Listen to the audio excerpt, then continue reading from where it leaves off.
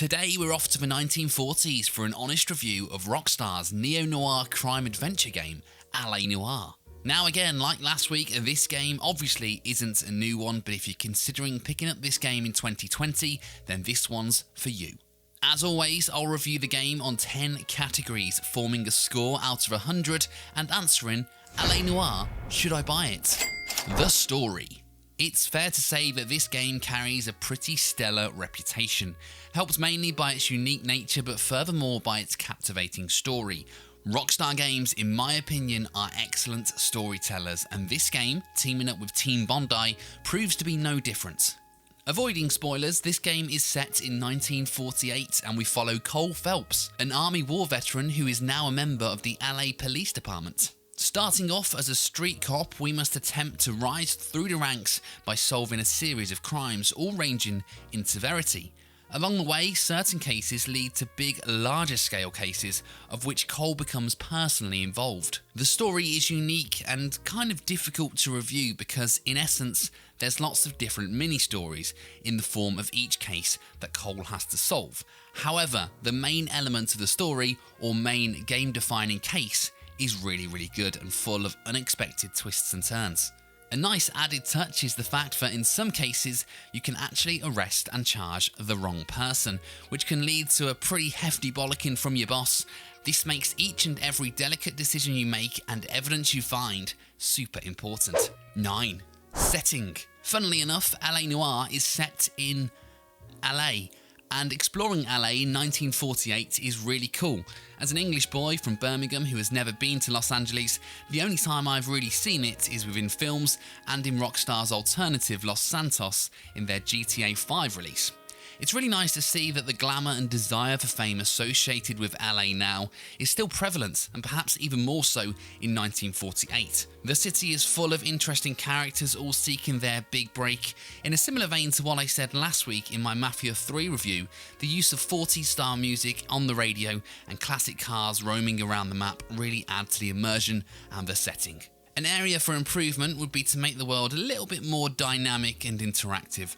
For example, being able to go to Cole's home and change your outfit there instead of doing so in the pause menu, or being able to go into a bar and maybe throw some darts or have a drink. These may seem like small and unnecessary changes, but as any gamer will tell you, it's these subtle elements which can really add to a game. 7. Characters. The main character, as I've already mentioned, is Cole Phelps, and I really like him. Sure, he's no Arthur Morgan or Geralt of Rivia, but he is a really complex guy. He's fairly cold at times and almost devoid of humour, pretty much sticking to his job with no nonsense, which is why he's such a good detective. And he kind of looks down upon his colleagues and their lacklustre and old-fashioned attitude towards the law and their work. He is a man who simply believes in following orders. With the use of clever flashbacks to his time in the army, we learn more about Cole and slightly why he is the way he is. The antagonists in this game are aplenty, with virtually each and every suspect in each case proving to be the bad guy. The more in-depth baddies, which take several cases to catch, are really well structured and thought out and have a deep enough backstory to kind of understand and sympathise as to why they're committing these horrific crimes. Supporting characters are mainly your work partners, and you have several during the course of the game. I really like this mechanic because each partner has a completely different personality and includes some really cool dialogue both on crime scenes and also in transit. When you're promoted to a new desk, you get yourself a brand new partner, and I often found myself sad that I no longer got to work with my current one, but as soon as I met my new one, I fell in love all over again. Finally, voice acting. Rockstar pretty much always nail voice acting, and this game is no different. There's a variety of different voices that you would expect to find in LA, obviously American, but also several Hispanic people and a few Irishmen and Scotsmen dotted around too. Aaron Staton of Mad Men fame plays Cole Phelps, and he did it so well that he actually found himself nominated for a BAFTA award as a result. One criticism is that sometimes when Cole raises his voices during interrogations, it sounds a little bit unnatural. On the whole, he is a calm and collective guy who oozes arrogance, but to then suddenly jump into being aggressive and shouty just because he had some hard evidence felt a little bit odd and staggered. Overall, I loved the characters in this game, and I credit Rockstar and Team Bondi for thinking these guys up. 9. Gameplay. So when Rockstar announced we'd be getting a detective game back in the summer of 2009, we were all buzzing. But I was also intrigued to see how such a game would work.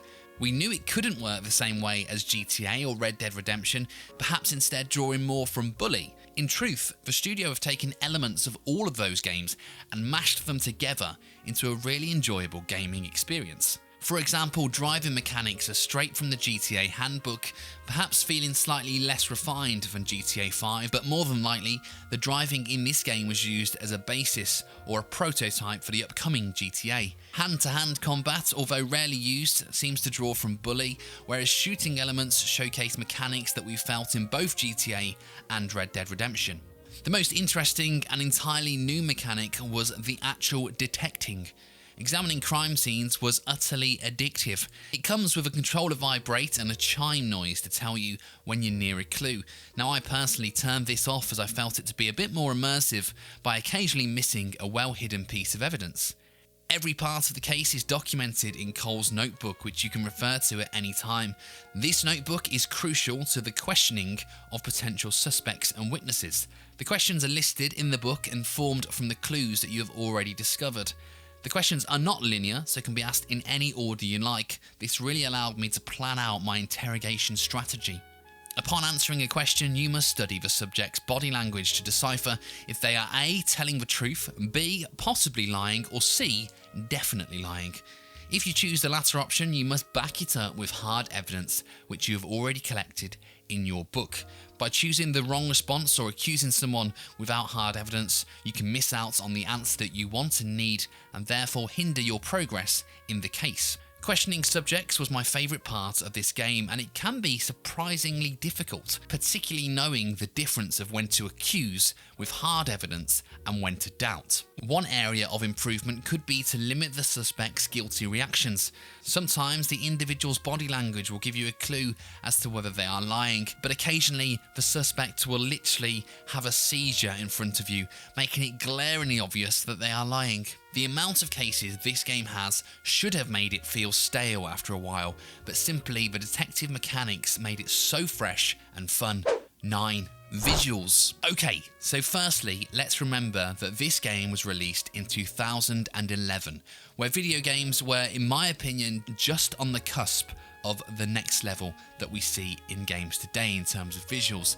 The footage you're seeing here is from the PS4 remaster. I originally played the game on Xbox 360. I would say that the general visuals of the game are just okay, kind of in keeping with Rockstar's games up to 2011. Put it this way, it's more like Bully than it is GTA. That said, never once did the visuals provide an issue or break the immersion. The weather system could have done with more work. I don't really remember many times where I had to examine a crime scene in the pouring rain or contend with bright sunshine when driving around the streets of LA. However, to their credit, the bodies of the victims were really well done. Because of YouTube's regulations, I won't openly show these examples, as most are naked women who have kind of been pretty badly beaten up, but the corpses are really gruesome, and that really adds to the horrific and heinous nature of some of the crimes that we investigate. It almost spurs you on, if you like, to really try and solve the crime because of how badly the body was left. Overall, it's not groundbreaking and is probably one of the few weak elements of this game, but let's also keep in mind that 2011 release date. Should an LA Noire sequel or spin-off arrive in the years to come and our fingers are firmly crossed, I imagine it would be much more beautiful. 6.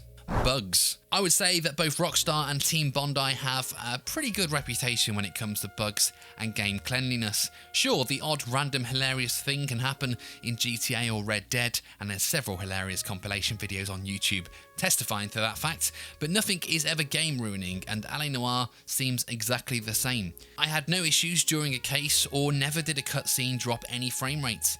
The only slight issues I had were during driving or roaming the streets, and these were tiny graphic or AI glitches.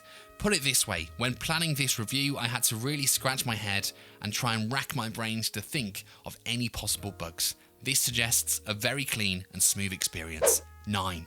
Length. LA Noire clocks in at 25 to 30 hours. And as always, that's based on surveys from gamers who have completed the game, and of course everyone plays games at their own speed.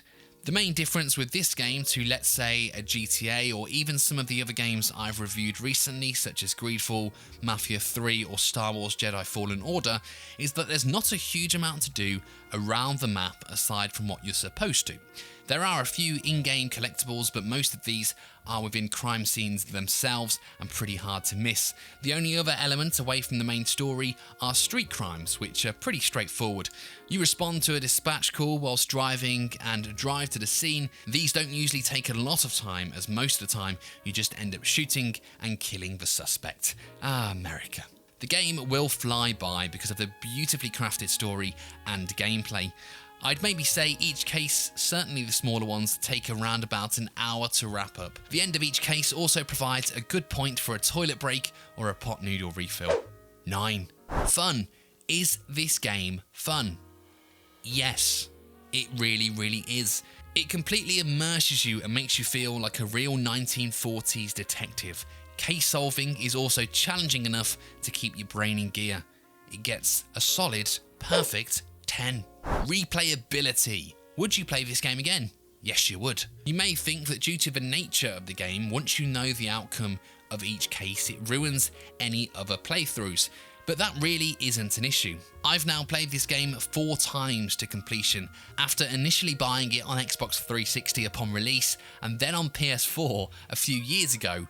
Any game you spend money on twice is a good game in my book. You'll be amazed by how easily you forget the details of each case, and you'll probably find yourself making the same errors or missing the same piece of evidence each time around.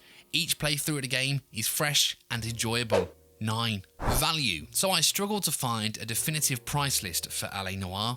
Lots of sites vary or offer second-hand versions only. However, roughly it comes in at £20/$26 across all platforms. Slightly less on PS3 and Xbox 360 if anyone is still playing those consoles. For a game released in 2011, is that a bit expensive?